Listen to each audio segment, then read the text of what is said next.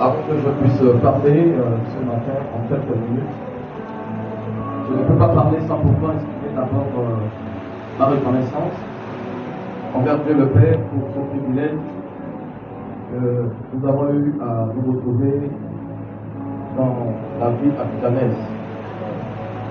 Je voulais d'abord dire merci beaucoup à Dieu au nom de ma délégation, au Père, celui que le Seigneur a donné cette grande vision, celui que le Seigneur a mandaté, c'est lui qui est Moïse de cette vision. Lorsque Moïse s'arrêtait, Israël s'arrêtait. Parce que Dieu parlait par Moïse. Et nous voulons dire sincèrement grand merci pour cet honneur que vous avez apporté, papa, pour que nous puissions venir participer à cette. Je voudrais aussi également dire grand merci à notre doyen, docteur Excellence Prosper Daouda, qui fait partie des patriarches qui relèvent notre nation. Je suis très surpris de me voir ici. Mais vraiment, c'est un homme que Dieu a utilisé comme une emblème de référence pour notre génération.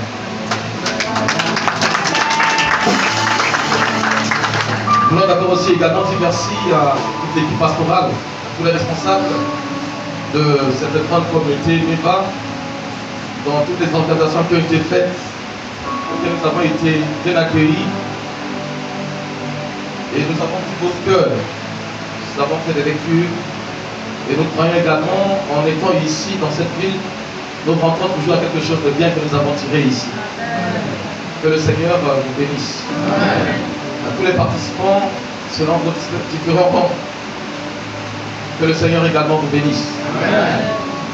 J'ai eu la grâce ce matin de vous partager en quelques minutes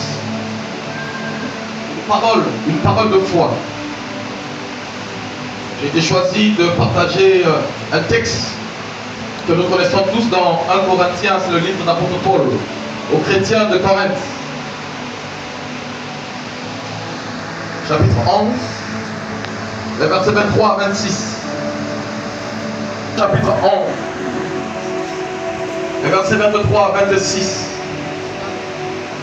Aujourd'hui, nous nous tenons devant une table qui nous est dressée. Et sur cette table est une rencontre entre le ciel et la terre. Et cette table n'est pas seulement un symbole de rite, mais c'est une porte du ciel qui s'ouvre.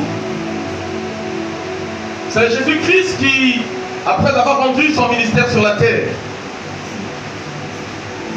et il fallait qu'il puisse aller vers son Père. Mais avant que Jésus-Christ puisse partir, il a institué la scène. Beaucoup voient comme des symboles qui est physique, d'autres sont des symboles qui sont spirituels. Il y a une parole qui a été sortie lorsque Paul a repris le texte que Jésus-Christ a laissé à ses disciples et à nous également parce que nous sommes les disciples de Jésus-Christ. Faites ceci en mémoire de moi. Quelqu'un peut dire avec moi, faites ceci en mémoire de moi.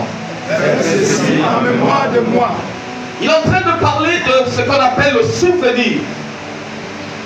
Chaque fois que nous nous rassemblons, nous avons droit à faire cela en mémoire.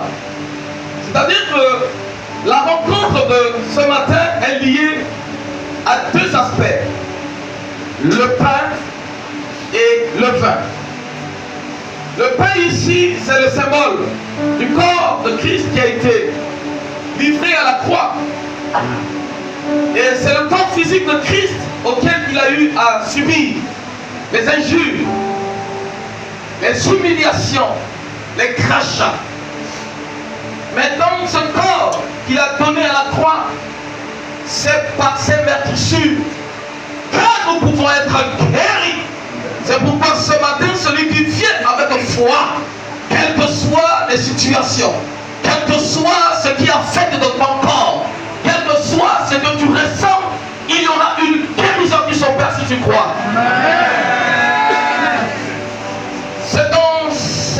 C'est dans cette chair-là, les meurtrissures, nous recevons de sa part une restauration totale. Le corps de Christ, le pain qui nous ont présenté se lève appliqué par la main des hommes.